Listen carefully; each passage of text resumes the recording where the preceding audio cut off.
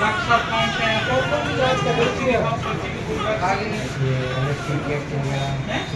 Doctor कौन है यहाँ? हाँ इंडिया से डॉक्टर साहब कौन है? कौन देख रहा है यहाँ पे? एक्सरे टेक्नीशियन हैं? फिर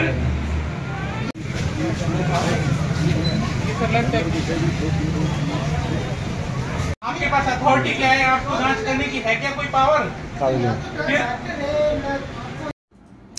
गोविंदगढ़ सामुदायिक स्वास्थ्य केंद्र के सामने 3 लैब संचालकों पर एसडीएम सोनू कुमारी, प्रशिक्षु IAS, CMHO doctor Yogendra Sharma, deputy CMHO doctor Mahesh Bairwa, BCMHO Nishi Agarwal, CHC प्रभारी राकेश टुटेजा की टीम ने कार्रवाई करते हुए लैब संचालकों की 3 दुकानों को बंद करने के मौखिक निर्देश दिए।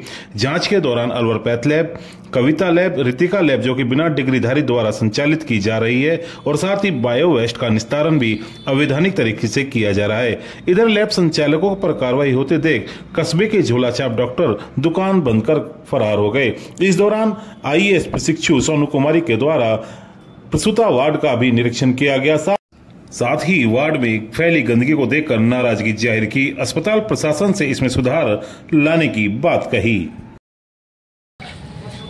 देखिए सर, गोविंदगढ़ से लगातार शिकायतें मिल रही थी कि जो अस्पताल के सामने लैब हैं वहाँ लैबों का जो संचालन है अवैध तरीके से हो रहा है।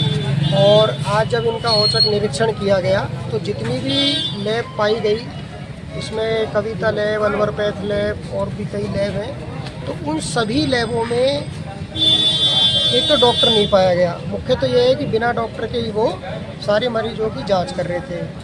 और अधिकतर जो लैब है उनमें लैब टेक्नीशियन भी प्रशिक्षित नहीं पाए गए, ना ही कोई एक्सरे टेक्नीशियन पाया गया।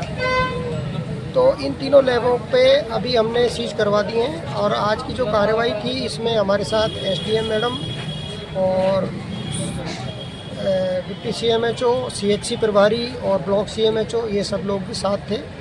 और इसके अतिरिक्त ये है कि इन जो लैब्स हैं इनका बायोमेडिकल वेस्ट आदि का भी जो संधारण था वो पूरी तरह से सही नहीं था। और यह भी संज्ञान में आया है कि यहाँ से जो अधिकतर जांचें वगैरह जा रही हैं वो अंदर जो डॉक्टर्स हैं उनके द्वारा लिखी हुई यहाँ पाई गई इनके रजिस्टरों में। तो उसको भी ये देखना पड़ेगा कि डॉक्टर अपनी मर्जी से मरीजों को बाहर भेज रहे हैं या खुद उनको बाहर जा रहे हैं। अस्पताल के अंदर भी जब हम गए तो ये देखा कि मरीजों की संख्या काफ़ी तादाद में है और सीएचसी पे इंफ्रास्ट्रक्चर्स की कमी है। क्योंकि यहाँ पर ले दे के 2 ही वार्ड है जिसमें एक जनाना के रूप में काम में आ रहा है क्योंकि यहाँ डिलीवरी लोड भी काफ़ी है, और दूसरा एक वार्ड है जिसमें मुश्किल से 8-10 पेशेंट ही रखे जा सकते हैं। और वर्तमान में पेशेंट लोड ज़्यादा है, डॉक्टर्स की कमी है। तो इसके लिए हम राज्य सरकार को भी प्रस्ताव भिजवाएंगे कि भाई डॉक्टर्स की संख्या बढ़ाएं और ये सीएचसी जो है इसके नए भवन का तकमीना बना करके भी कुछ स्तर पर भेजा जाएगा जिससे कि नवीन सीएचसी भवन का निर्माण हो सके। सर एफआईआर कब तक दर्ज जाएंगी?